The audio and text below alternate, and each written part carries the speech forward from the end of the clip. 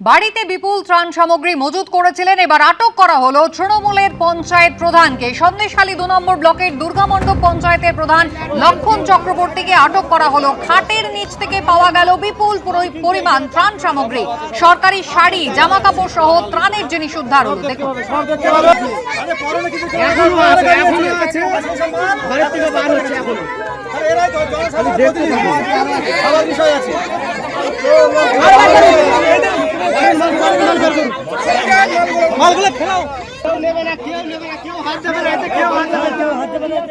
তৃণমূল নেতাদের অফিস থেকে ত্রাণ সামগ্রী উদ্ধার হচ্ছে। এত অপকর্মের তৃণমূল দলটাকেই পুরো ব্যান করে দেওয়া উচিত, দাবি করেছেন দিলীপ ঘোষ।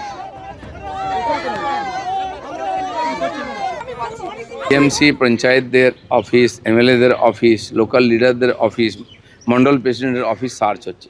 আজীব আজীব জিনিস পাওয়া যাচ্ছে। 2 বছর, 3 বছর, 4 বছর আয়লার ত্রিপল থেকে বন্যার সময় হাঁড়ি কুঁড়ি দেওয়া হতো, সেসব জমা আছে। ব্যারেল ব্যারেল তেল জমা আছে। আমি জানি না এগুলো ফ্যাক্টরি ছিল, গোডাউন ছিল, কি পার্টি অফিস ছিল।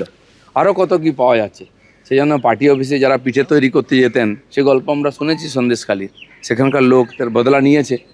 এই ধরনের অপকর্ম করার জন্য ওই পার্টির অফিস ছিল, সেজন্য পার্টিটাকে তো ক্যান্সেলই করে দেওয়া, ব্যান করে দেওয়া উচিত, প্রতীক ব্যান করে দেওয়া উচিত। এই ধরনের একটা টেররিস্ট অর্গানাইজেশনের মতো আর গুপ্ত সংগঠনের মতো টিএমসিটা পার্টিটা চলেছে, সেটা রাজনীতিতে থাকার অধিকার নেই।